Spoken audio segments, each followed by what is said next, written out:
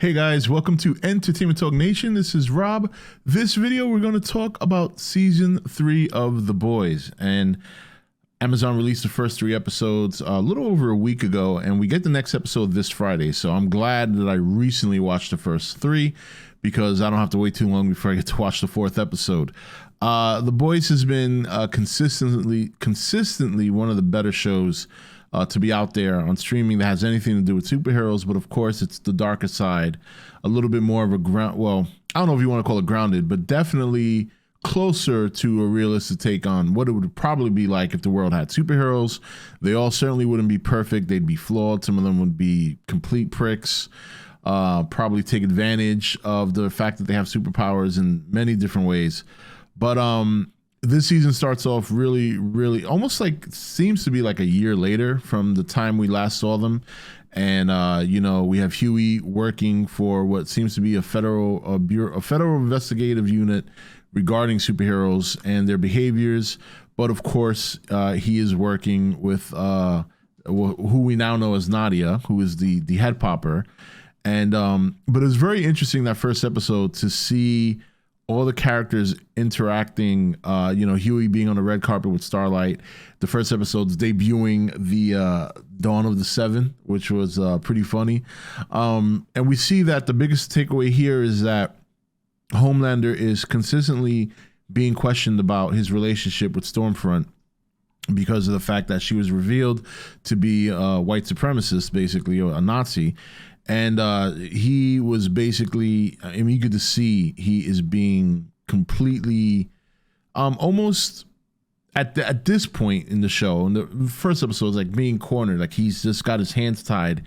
He kind of has to tolerate all the garbage he's being put through, all the questioning. So you can see he's very distant, but it was a pretty cool scene to see him and Huey kind of interact briefly on the red carpet, as well as A.T.N, which we'll get into in a minute regarding A.T.N. I'm going to get into that, but I kind of want to quickly go through these first 3 episodes. And let's not even talk about, the scene regarding the termite. That was definitely something else to witness. I got to give credit to the producers and the creative team on this show for finding creative ways to have people get killed, but even to do things, and they freely admitted for that scene. And if you've seen the first episode, you know exactly what scene I'm talking about. I don't know why anybody would want to do that. But anyway, they were motivated by the meme regarding Ant-Man and Thanos. They admitted that, which I thought was pretty funny that I heard that in an article. I didn't read the article, but that was enough for me to say, okay, I wonder if there's a joke with that. But I did not have any idea it had anything to do with a man's urethra. Yeah, I don't. That was pretty gross. It was pretty gross. I've always thought that, especially when I watched the first season, I thought to myself, wow, this is a really graphic show. But boy, I never thought they could really turn it up, and they have. I mean, there are some pretty gruesome scenes in these first 3 episodes, and I can only imagine it's going to get worse. So this episode, the first episode, basically we got to see how this new investigative unit works, how Butcher and Frenchie are and Kimiko are still working together while Huey is working directly under Nadia. And an interesting dynamic there, right? Because Butcher is still kind of on the fence about the unit. He's very suspect to.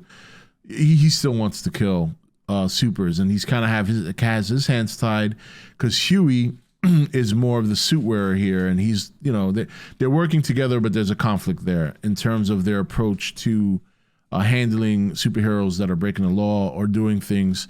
So it's a pretty interesting dynamic that quickly goes by the wayside a little bit later on in episode 3. So in episode 2, we kind of focus on Homelander a little bit more, and I think the biggest takeaway here is he finally just kind of snaps, and it actually works to his advantage in the sense that people are liking him now more because he's authentic. Now, this is in the wake of Starlight becoming a co-captain of the Seven, which obviously he doesn't take too well. And the reason for that is because his polling numbers are down, and they think that having her by his side as a co-captain will help pick them up. And once his poll numbers start to go up because of how he just came out and was completely open about how he felt, now he realizes he could actually take advantage of the situation in terms of her being a co-captain, influencing the selection of American Hero, which is the reality show where they pick 2 more members for the 7. Also, and this happens at the end of season 3 with episode 3, excuse me, in terms of coming on to her and making it sound like they have relationships. It's going to be interesting to see how that's going to play out. But the idea that Homelander no longer feels cuffed, is a scary thought. Is a scary thought because now he does prefer to be loved, like he said, but I think he'll be less hesitant to take out his frustrations or do something murderous to get his way. I think before he would be very reluctant because it would hurt his chances or make him look bad. Now I don't think he cares as much. So it's going to be interesting to see how much Starlight's going to have to put herself through in order to keep him reined in. But also Starlight is really in a corner because now the Deep is back. Homelander is now put her in a position where she's kind of forced to follow his lead.